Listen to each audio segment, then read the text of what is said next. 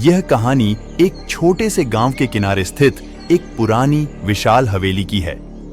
हवेली की खूबसूरती कभी आकर्षक थी, लेकिन अब यह खंडहर में तब्दील हो चुकी थी। गांव वाले कहते थे कि इस हवेली में आत्माओं का वास है और कोई भी यहां जाने की हिम्मत नहीं करता था। कहानी की शुरुआत होती है रोहित नामक एक युवक से, जो अंधविश्वासों में विश्वास नहीं करता था। उसने गांव के लोगों की बातें सुनकर ठान लिया कि वह हवेली जाकर खुद देखेगा कि वहां क्या है।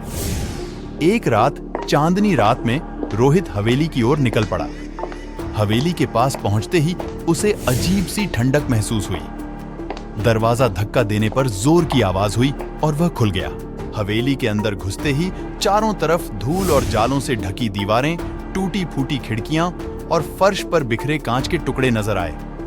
रोहित के कदमों की आहट सुनाई देने लगी, जैसे कोई उसका पीछा कर रहा हो। अचानक एक भारी दरवाजा अपने आप बंद हो गया। रोहित ने पीछे मुड़कर देखा तो उसे लगा कि कोई साया तेजी से गुजरा। आगे बढ़ते हुए रोहित ने देखा कि दीवारों पर खून के धब्बे थे और कुछ जगहों पर अजीबोगरीब चित्र बने हुए थे।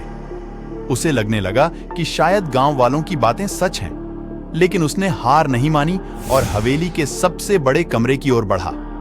कमरे में एक पुराना पियानो रखा हुआ था। जैसे ही रोहित ने उसे छुआ, पियानो अपने आप बजने लगा। रोहित पीछे हट गया और पियानो की आवाज बंद हो गई। कमरे के एक कोने में एक पुराना डायर रखा हुआ था। रोहित ने डायर उठाया और पढ़ने लगा। डायर में लिखा था कि इस हवेली में एक परिवार रहता था। हवेली के मालिक ठाकुर प्रताप सिंह बहुत ही क्रूर और अत्याचारी थे। उन्होंने अपने परिवार के साथ साथ अपने नौकरों के साथ भी अत्याचार किया था। एक दिन नौकरों ने मिलकर ठाकुर और उनके परिवार को मार डाला और उनकी आत्माओं को हमेशा के लिए इस हवेली में बंद कर दिया। डायर पढ़ते ही रोहित को महसूस हुआ कि हवेली में कुछ गड़बड़ है। अचानक उसे किसी की चीख सुनाई दी। रोहित ने कमरे से बाहर निकलने की कोशिश की, लेकिन दरवाजा बंद हो चुका था। अब रोहित को एहसास हुआ कि वह हवेली की आत्माओं के जाल में फंस चुका है।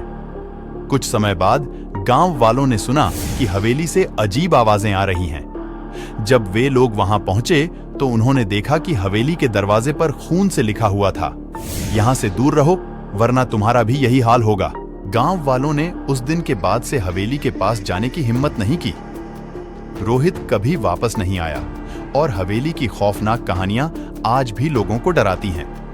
कहते हैं कि जो भी उस हवेली में गया कभी वापस नहीं लौटा। हवेली आज भी उसी तरह खंडहर में खड़ी है, अपने अगले शिकार का इंतजार करते हुए।